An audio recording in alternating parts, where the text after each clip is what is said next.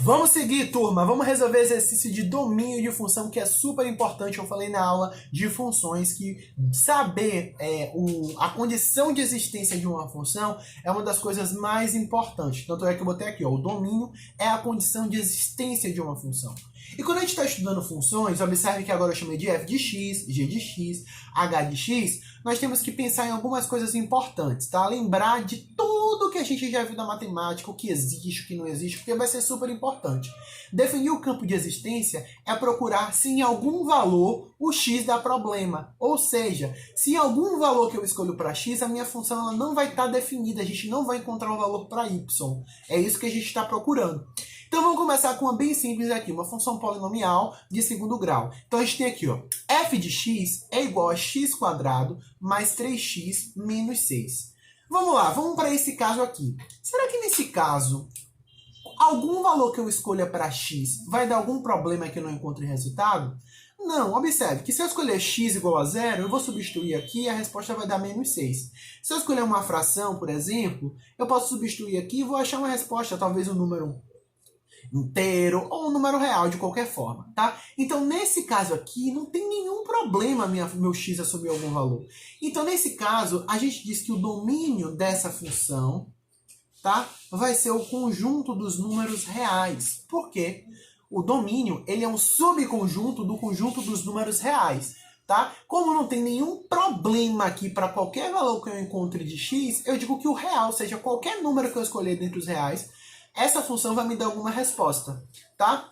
Agora vamos aqui para a letra B, que as coisas começam a ficar um pouquinho diferentes, tá?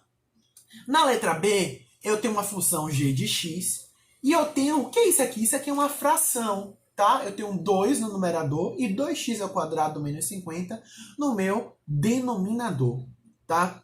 E aí o que acontece? Numa fração, ou seja, numa divisão, não existe fração ou uma divisão por zero, tá? Embaixo não existe aqui a possibilidade de eu colocar zero. Por quê? Porque eu vou escrever aqui só para a gente relembrar. Quando nós temos uma fração desse tipo, tá? A gente diz que A e B pertence ao conjunto dos números inteiros e B tem que ser diferente de zero. Ou seja, embaixo de uma fração nunca pode aparecer zero, porque não está definida a fração para isso. Então, nesse caso, a gente diz que aqui embaixo não pode ser o número zero. Então, como é que a gente faz para resolver isso? Me digam. A gente resolve isso aqui, a gente escreve o que não pode acontecer. Então, 2x ao quadrado menos 50 tem que ser diferente de zero, tá? Então, ela não pode, esse valor aqui de baixo, quando a gente substitui o valor de x, não pode dar zero. Então, tem que ser diferente de zero. E a gente pode resolver isso como se fosse uma equação. Então, vamos imaginar que tem um sinal de igual aqui e descobrir quais são os valores que vai tornar essa parte aqui de baixo zero e tirar ele do meu domínio. Então, como é que resolve isso aqui? Tem duas formas. A gente pode fazer a fórmula de Bhaskara ou pode resolver, tá? Fazendo o seguinte caso, isolando o x. Como aqui eu tenho uma equação do segundo grau que está incompleta, tem uma forma de resolver. E eu vou escolher dessa forma. Mas se você quiser resolver pela equação do segundo grau, pode, tá, turma? Então nós temos aqui, ó, 2x ao quadrado. Vou passar o 50 para o outro lado, tá? Diferente de quando eu passo para o outro lado, ele fica positivo. Diferente de 50. Tenho esse 2 multiplicando. Vou passar para o outro lado, dividindo. Então, x ao quadrado é diferente de 50 dividido por 2, tá bom? Então, x ao quadrado tem que ser diferente. Quanto é 50 dividido por 2? 25. Então, x ao quadrado, agora eu tenho aqui um quadrado. Como é que eu passo isso aqui para o outro lado? Tirando a raiz. Tem que ser diferente da raiz de 25. Quem é a raiz de 25? Aposto que muitos de vocês só falou 5, só que a raiz de 25 é mais ou menos 5. Tanto faz ser 5 positivo, tanto faz ser 5 negativo. Então a gente chegou nisso aqui, ó. Para essa função existir, x não pode ser 5 positivo e não pode ser 5 negativo. Por quê, professor? Vamos substituir para ver o que acontece? Vamos escolher o 5 negativo. Se eu substituir o 5 negativo aqui, olha o que acontece, ó. Vai ficar 2 vezes Olha, o x agora é menos 5 que eu escolhi substituir. Menos 5 ao quadrado, menos 50. Tá? Vamos ver quanto é que isso vai dar. Então, 2 vezes... Quanto é menos 5 ao quadrado? Base negativa, expoente par. A base fica com sinal positivo, a potência fica com sinal positivo e eu resolvo. Então, menos 5 ao quadrado vai dar 25, menos 50. 2 vezes 25, 50, menos 50 vai dar 0. Então, observe, se eu escolhesse o valor de x menos 5 e substituísse nessa função para achar o valor de y, eu ia achar que aqui embaixo seria 0. E aí ficaria 2 dividido por 0. E existe divisão por 0? Não existe. Então, esse valor aqui, ó, não pode assumir. Então, quem seria o domínio dessa função? Então, nesse caso, o domínio da minha função seria todos os números que eu conheço, tirando 2. Tirando os números 5 e menos 5. Tá? Então, se eu pego conjuntos reais e tiro só esses dois números, qualquer valor que eu escolha nos números reais vai me dar um valor para y. E aí essa função ela vai existir. Tá? Observe que eu abusei de uma anotação aqui. Ó. Eu escrevi o domínio de f. Só que nesse caso aqui, nessa questão, eu escrevi, na verdade, a função g. Então, o domínio da função g. Então, eu vou corrigir aqui, tá? Então, o domínio da função g vai ser igual aos reais, tirando 5 e menos 5. Então, vamos resolver aqui a letra C, que tem vários problemas de restrições para o meu x. Tá? Eu já identifiquei 3 aqui. Primeiro, nós temos aqui essa raiz quadrada. Tá? Para a gente entender raiz quadrada, a gente precisa lembrar que só existe raiz quadrada de números positivos e também existe raiz quadrada de número zero. Então, o valor que vai aparecer aqui dentro tem que ser um número maior ou igual a zero. Ok? Então, eu vou escrever aqui ó, no meu papelzinho. Então, primeira restrição. Qual é a minha primeira restrição? Que 5x menos 10 precisa ser maior ou igual a zero. Segunda restrição, a gente tem o problema aqui embaixo. Ó. Nós temos uma divisão de fração e aqui embaixo a gente já viu lá em cima, não pode aparecer o quê? Zero.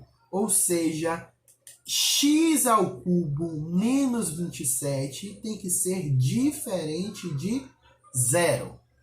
E a minha terceira e última condição nesse caso é uma raiz quarta de índice par. Tá? Aqui em cima tem o número par.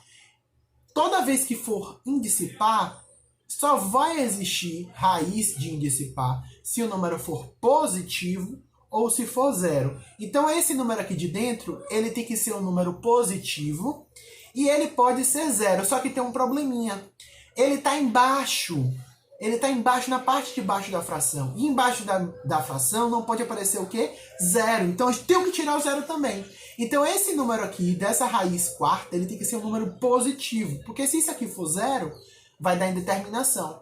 Então, eu tenho que escrever que x mais 3 precisa ser maior que zero. Então, aqui em cima ele pode ser zero. Por isso que, ó, maior, igual. Então, tem esse tracinho aqui embaixo do sinal de maior, significa igual. E na terceira condição, ele só pode ser maior, ele não pode ser zero. Então, a gente tem 3 condições que a gente precisa estudar aí. Então, vamos estudar cada uma delas.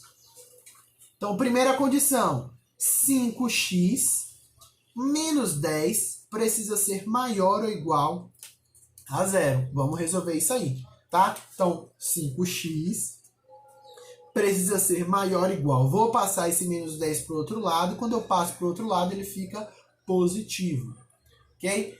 Agora eu vou dividir os dois lados por 5 para eliminar esse 5 daqui. Então, nós vamos ficar com essa divisão. Então, x precisa ser maior ou igual a 10 dividido por 5, 2. Essa é a minha primeira restrição. Segunda restrição.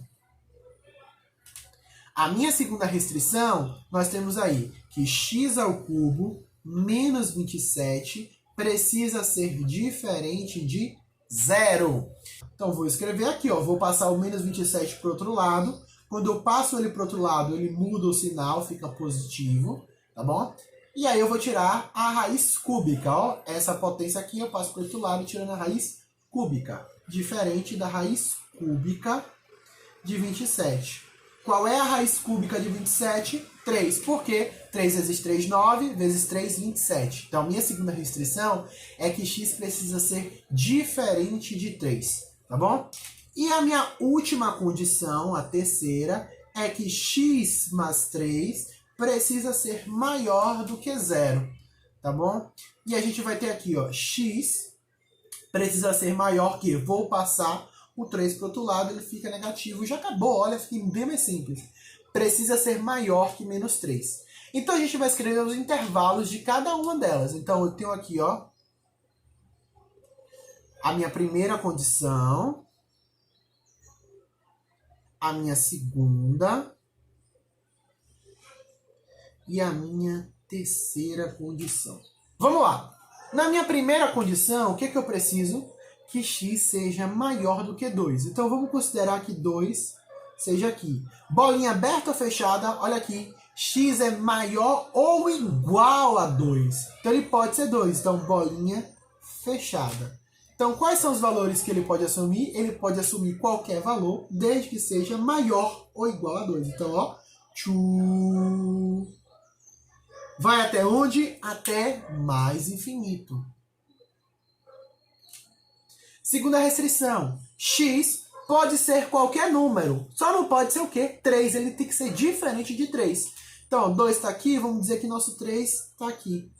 Ele pode ser 3? Não pode, tem que ser diferente. Então, bolinha aberta ou fechada? Bolinha aberta.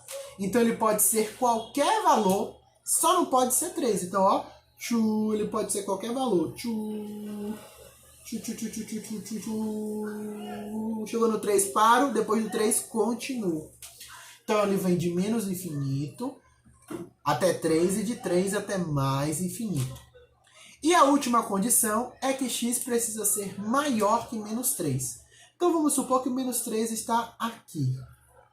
Ele pode ser menos 3? Não pode, tem que ser maior. Então, ó, bolinha aberta.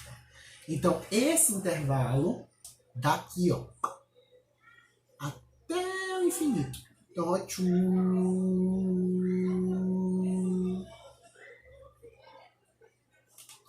prontinho. O que é que eu quero agora para achar o meu domínio? Eu quero que isso aconteça e isso aconteça. Ou seja, eu quero a interseção desses 3 intervalos. Em outras palavras, eu quero dizer quais são ou qual é o pedaço que quando eu coloco os 3 um em cima do outro, vai dar a mesma parte. E aí? Observe que eu tenho esse pedacinho aqui, ó. Se eu cubro aqui, ó, esses pedaços, um fica em cima do outro certinho. Se eu coloco esse um em cima do outro, fica esse pedaço vazio e esse pedacinho aqui. Então, o único pedaço, ele começa do 2 até o mais infinito. E eu tenho alguma coisa aqui para observar, porque eu tenho um 3 no meio disso tudo, que eu não sei o que vai acontecer com ele. Então, eu vou escrever ele aqui. A gente vai analisar caso a caso. Interseção, lembra de lá quando a gente viu as relações de conjunto? É o que tem em comum nesses 3 intervalos, nesses 3 partes de conjunto. Então, vamos lá, o 2. O 2, ele tá nos 3 conjuntos, ó. Ele tá aqui, porque a bolinha tá fechada. Ele tá aqui, porque o desenho tá passando por cima do 2. No desenho, mas ele tá aqui.